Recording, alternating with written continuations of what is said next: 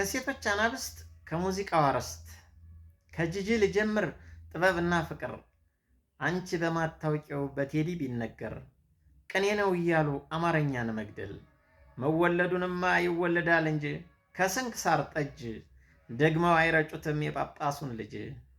የሰው ልጅ በቃሉ ተናግሮ አይፈውስም እንጂ ደስታውን በሆዴ ምስጢሩን በቅኔ እሸከመዋለሁ ካንቺ በላይ እኔ።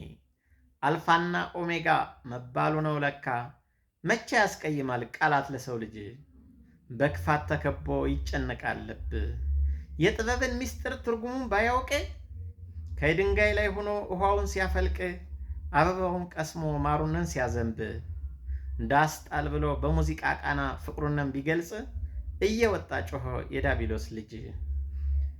ከቀይ ንብ ድንጉ ላይ ተወልዶ ማር መስራት አይችልም እጅና እግር ይዞ ጥበብን በሚስጥር ዘመን ብናሻግር የንብ አውራ የለው ማር የሚጎረጉር